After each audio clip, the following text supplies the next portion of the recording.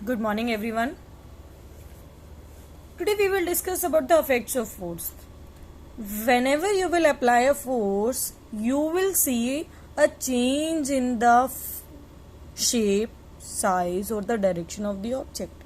जब भी आप किसी चीज़ पे फोर्स लगाओगे तो आपको ये ऐसा दिखाई देगा कि आपके ऑब्जेक्ट की जो नेचुरल शेप थी या साइज था या पोजीशन थी वो चेंज हो रही है. तो इसका मतलब फोर्स कुछ ना कुछ इफेक्ट ला रहा है. फॉर एग्जाम्पल, जब आप नए कपड़े लेकर आते हो तो वो बिल्कुल क्रीज में बिल्कुल एकदम फिट एंड फाइन होते हैं, लेकिन जब आप उसे 2-3 बार वॉश कर लेते हो तो उसकी जो शेप है या उसकी जो लुक्स हैं या उसकी जो ग्लिटर्स वगैरह उस पर लगी होती हैं, मोती लगे हुए हैं या कोई वर्क है या उसका जो कलर है वो फेड होना शुरू हो जाता है, यानी कुछ ना कुछ अफेक्ट होता है. सिमिलरली है we will discuss about the effects of forces. जब आप फोर्स अप्लाई करते हैं तो what kind of forces involve in the play. तो first one is the force acting on a body can change its state of motion और rest. यानी ये आपका मोशन ही चेंज कर रहा है, आपकी स्टेट ही चेंज कर रहा है. इफ यू आर मूविंग तो आप रेस्ट पर आ जाएंगे. इधर if you are at the stationary position you are at rest, you will start moving. तो फोर्स कुछ ना कुछ ऐसे करता है. मैं आपको एग्जांपल बताती हूँ. जैसे आप स्पॉन्ज वाली बॉल लेते हो, स्माइली बॉल्स होती हैं, उनको प्रेस करते हो तो वो बिल्कुल स्क्वीज आउट हो जाती हैं. इसका मतलब क्या है? Change in shape. अगर गाड़ी चल रही है, आपकी साइकिल चल रही है, तो आपने क्या कर दी? ब्रेक्स अप्लाई कर दिए हैं. तो वो क्या है? मोशन में थी, अब कैसे आ गई है? रेस्ट पे आ गई है. तो वो भी क्या है? Change in state. अगर कोई रेस्ट पे ऑब्जेक्ट, आप उसे धक्का दे रहे हो, चेयर रखी हुई है बड़ी देर से, आप उसको धक्का देके उसकी डिस्प्लेस कर दिया तो आपने उसको मोशन में ले आया है. तो यहाँ से हमें पता चलता है इफेक्ट ऑफ फोर्स. यहाँ कुछ एग्जाम्पल दिए हुए हैं, आपको ये रीड करना है, समझ आ जाएगा, कोई डिफिकल्ट टास्क नहीं है. ठीक है. तो इसके बाद क्या पढ़ेंगे हम कि मान लो कोई, जैसे ये गाड़ी के बारे में दिखा रहे हैं मोशन और रेस्ट में. अगर कोई गाड़ी पहले से ही चल रही है और ऐसा नहीं है कि वो रेस्ट पे आ रही है, आप चलती गाड़ी में फिर से फोर्स अप्लाई करो तो क्या होगा? गाड़ी की जो स्पीड है वो इंक्रीज हो जाएगी. ठीक है. लेकिन अगर आप अपोजिट डायरेक्शन से कोई फोर्स अप्लाई कर रहे हो, जैसे कि कार एक्सीडेंट में होता है, मान लो ये कार चल रही है, सामने से ट्रक वगैरह आ गया कुछ, तो एक बार तो इस पर बहुत तेजी से मोशन आएगा लेकिन फिर ये स्टॉप हो जाएगी, यानी स्पीड धीरे धीरे क्या हो जाएगी? डिक्रीज हो जाएगी. तो इट डिपेंड्स कि जो फोर्स है वो कौन सी डायरेक्शन से लग रहा है. सेकेंड पॉइंट, ये force can change the direction of motion of a moving object. ये डायरेक्शन तक बदल देता है. बहुत अच्छा एग्जाम्पल है इसका. बहुत सारे बच्चे ऐसे हैं जो क्रिकेट देखते होंगे या इंटरेस्ट रखते होंगे. तो बैट्समैन क्या करता है? वो बॉल को हिट करता है जब उसके पास बॉल आती है. तो बॉल तो आ रही होती है इस डायरेक्शन से, बैट्समैन यहाँ खड़ा होता है. जैसे ही वो बॉल को मारता है बॉल दूसरी डायरेक्शन में चली जाती है. ठीक है. या ऊपर चली जाती है, पीछे की तरफ चली जाती है, या जैसे भी उसको शॉट लेना होता है वो इस तरीके से लेना है. तो यानी किसी भी मूविंग ऑब्जेक्ट, ऐसा नहीं है सिर्फ क्रिकेट, हॉकी या हॉकी स्टिक से आप उसको हिट करते हो किसी भी चीज़ को, या कोई भी ऐसा ऑब्जेक्ट है जैसे गोल्फ खेलते हैं, अगर आप उसे हिट कर रहे हो तो वो क्या करेगा? अपनी पोजीशन, अपनी जो डायरेक्शन है उसको एकदम से चेंज कर लेता है.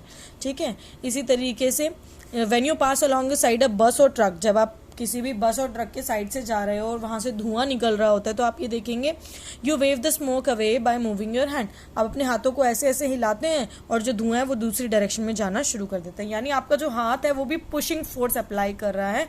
तो यानी फोर्स अप्लाई होते ही उसकी डायरेक्शन क्या हो जाएगी? चेंज हो जाएगी. थर्ड इफेक्ट है, force can change the shape and size of an object.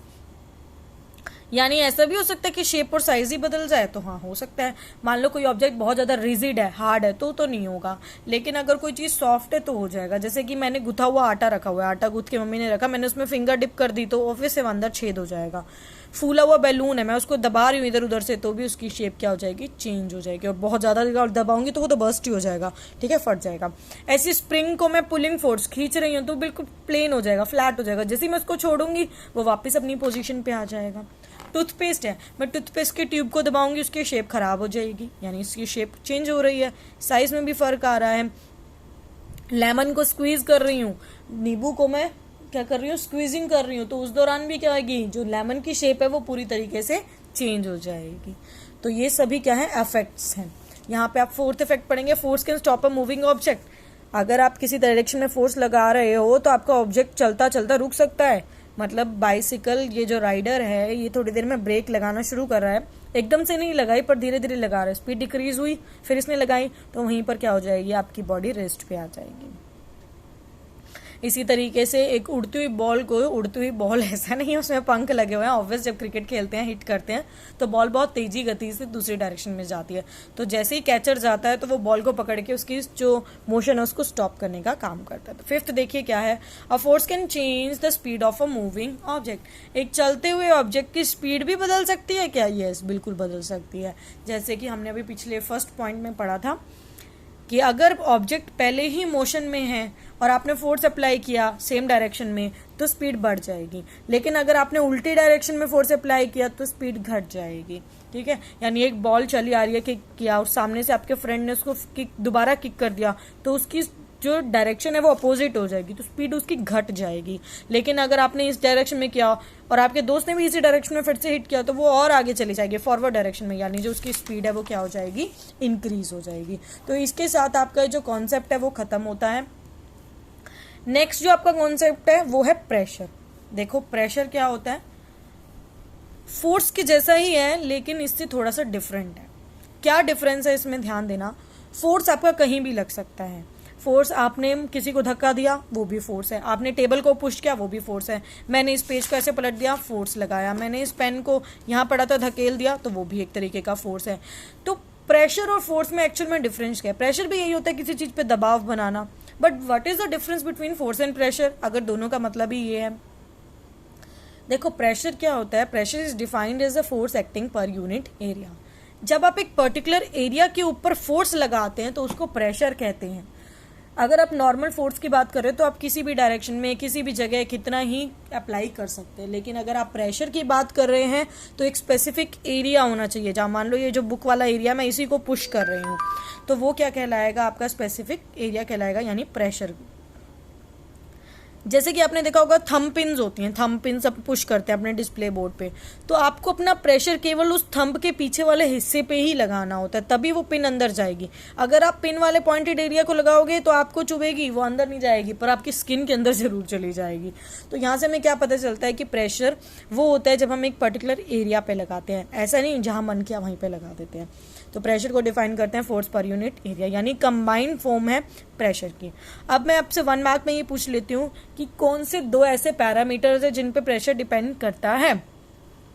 तो प्रेशर 2 पैरामीटर्स पे डिपेंड करता है, it depends upon force and area. एक तो फोर्स पे कि कितना फोर्स आप अप्लाई कर रहे हो और एरिया पे कि कितने एरिया में आप अप्लाई कर रहे हो। जैसे कि डू यू नो में आपको एक बहुत अच्छे पॉइंट दिया हुआ है, एक sharp knife is more effective in cutting a fruit than a blunt knife. यानी कि आपने चाकू लिया, चाकू की एक साइड तो बहुत तीखी है जिससे आप फ्रूट कट कर रहे हो, जबकि दूसरी साइड जो होती है वो बहुत ब्लंट होती है, उससे कुछ भी नहीं कटता, स्किन भी नहीं कटेगी, आपकी चोट भी नहीं लगेगी। तो ऐसा क्यों होता है? देखो जिस हिस्से से आप उसे काट रहे हो उसका जो आप सरफेस एरिया देखोगे जो कांटेक्ट में आ रहा है वो बहुत थिन होगा, पतला होगा और दानेदार होगा, तीखा होगा, जबकि जो ब्लंट नाइफ है वो थोड़ा ब्रॉड होगा। यानी जितना कम एरिया होगा प्रेशर उतना ज़्यादा होगा। मैं आपको एक एक्सप्लेन करती हूँ। आप ये देख पा रहे होंगे कि pressure is equals to force upon area, मैंने आपको बताया। अब इनकी रिलेशन समझना, प्रेशर फोर्स सामने सामने है तो ये डायरेक्टली है, यानी अगर फोर्स बढ़ेगा तो प्रेशर भी बढ़ेगा, लेकिन इनडायरेक्टली कौन है, नीचे की और कौन है, एरिया। तो प्रेशर की रिलेशन हमेशा एरिया के साथ इनडायरेक्टली होती है, या हम ये कह सकते हैं इनवर्सली प्रोपोर्शनल। तो अगर प्रेशर बढ़ रहा है इसका मतलब एरिया कम है, अगर एरिया किसी चीज़ का ज़्यादा है तो वहाँ पे प्रेशर कम अप्लाई होगा। मैंने आपको नाइफ का एग्जाम्पल दिया, ठीक है, मैंने आपको नाइफ का एग्जाम्पल दिया तो आपने नाइफ में क्या देखा, एक इसकी ब्लंट साइड है और एक इसकी क्या है, तीखी साइड है। तो आपने ये क्या देखा, जो इसकी जो तीखी साइड है यहाँ से तो फ्रूट कट हो रहे हैं लेकिन ब्लंट से नहीं हो रहे, तो ये जो आप जिससे कट कर रहे हो वो होता है आपका शार्प एंड। शार्प एंड है, इसका मतलब वहाँ पे जो सरफेस एरिया है कांटेक्ट में फ्रूट के साथ वो बहुत ही क्या है, कम है, जिसकी वजह से प्रेशर ज़्यादा हो रहा है। फॉर एग्जाम्पल मैंने आपको थंब पिन का एग्जाम्पल दिया, ये आपकी थंब पिन है, ठीक है, तो यहाँ पे तो आप अपना थंब रख के पुश करते हो और ये पिन जो है वो डिस्प्ले बोर्ड में चली जाती है।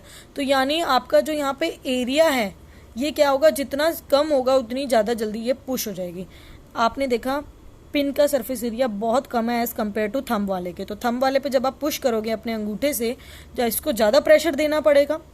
तो अब अपने क्या किया, इसको प्रेशर कम देना पड़ेगा क्योंकि इसके सरफेस एरिया क्या है, ऑलरेडी स्मॉल है। तो इसकी जो रिलेशन है आप हमेशा क्या पढ़ेंगे, इनवर्सली ही पढ़ेंगे। तो यहाँ से हमारा प्रेशर का कॉन्सेप्ट खत्म होता है। इसकी जो न्यूमेरिकल्स हैं वो मैम कल कराऊंगी आपको, मतलब नेक्स्ट वीडियो में कराऊंगी। इस पे बेस्ड न्यूमेरिकल्स बहुत इंपॉर्टेंट है और एग्जाम में फोर्स और प्रेशर से बेस्ड न्यूमेरिकल ही आते हैं। इसके यूनिट्स क्या क्या हैं, इसके यूजेस क्या क्या हैं, इस पे क्या एप्लीकेशन बेस्ड है, वो हम नेक्स्ट लेक्चर में पढ़ेंगे।